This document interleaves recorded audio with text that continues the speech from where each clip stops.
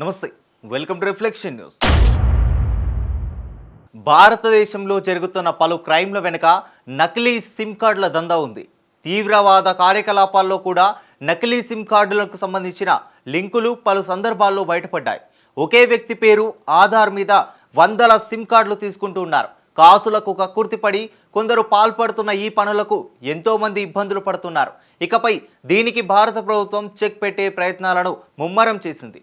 అస్త్ర అనే సాంకేతిక పరిజ్ఞానం ద్వారా అవలీలగా సిమ్ కార్డుల వెనుక ఎవరు ఉన్నారో కనిపెట్టవచ్చు. నకిలీ సిమ్ కార్డులతో సైబర్ నేరాలకు తెగబడుతున్న వ్యక్తులు, వ్యవస్థలపై ఈ అస్త్ర సాయంతో దాడి చేయొచ్చు. కృత్రిమ మేధ ఆధారంగా మినిస్ట్రీ ఆఫ్ కమ్యూనికేషన్స్ పరిధిలో centre for development of telematics రూపొందించిన ఈ సాంకేతికత భారత రక్షణ వ్యవస్థకు కూడా ఎంతోగానో ఉపయోగపడుతుంది.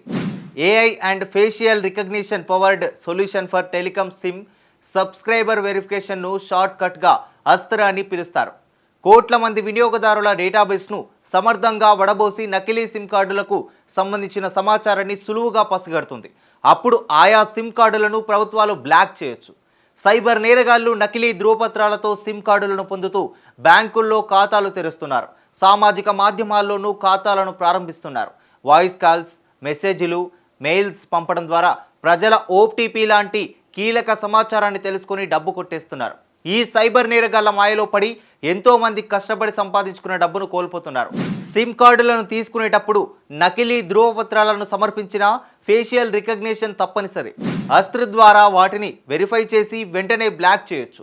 ఈ సిమ్లను ఉపయోగించి నకిలీ ఖాతాలను తెరవకుండా అడ్డుకొని సైబర్ మోసాలను అడ్డుకోవచ్చు. అంతేకాకుండా అలాంటి వ్యక్తులకు సంబంధించి వివరాలను దర్యాప్తు సంస్థలకు చేరవేసి కేటుగాళ్లను పట్టుకోవచ్చు. టెలికమ్యూనికేషన్ శాఖ దేశంలోని సిమ్ వినియోగదారులందరి డేటాను 2012 నుంచి ఫోటోలతో సహా టెలికాం ఆపరేటర్ల నుంచి సేకరిస్తోంది. ఇది అస్త్రకు కోర్ డేటాబేస్గా మారింది. 2021 ఏప్రిల్ జూలై మధ్యకాలంలో హర్యానాలోని మేవాట్ రీజియన్లో అస్త్రను ప్రయోగాత్మకంగా పరిశీలించారు.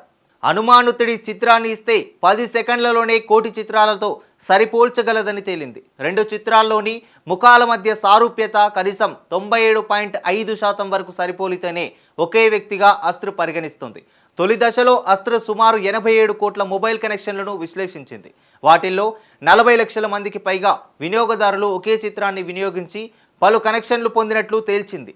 ఆ తర్వాత విచారణ చేపట్టిన టెలికాం ఆపరేటర్లు 36 లక్షల కనెక్షన్లు డిస్కనెక్ట్ చేశారు. సిమ్ రిజిస్ట్రేషన్ సమయంలో కూడా కొనుగోలుదారుడు సమర్పించిన చిత్రాన్ని అనలైజ్ చేయగలదు అస్త్ర. ముఖ కవలికల్ని తమ డేటాబేస్లోని ఇతర చిత్రాలతో సరిపోల్చడం ద్వారా అదే వ్యక్తి పేరిట ఇంకా ఏమైనా సిమ్ కనెక్షన్లు ఉన్నాయేమోనని తెలుసుకోవడం మరింత సులువుగా మార్చుతుంది. ఒకే వ్యక్తి పేరిట బహుళ కనెక్షన్లు ఉంటే అవి ఒరిజినలో కాదో తెలుసుకోవడానికి ప్రయత్నిస్తుంది. ఒకవేళ సరైన ధృవీకరణ కాకపోతే అనుమానితుల జాబితాలో చేర్చుతుంది. ఆ తర్వాత పోలీసులకు, ఉన్నతాధికారులకు, టెలికాం ఆపరేటర్లకు సమాచారం అందిస్తోంది. అస్త్ర రాకతో రాబోయే రోజుల్లో దొంగ సిమ్ కార్డుల వాడకం మరింత కఠినతరం కాబోతోంది.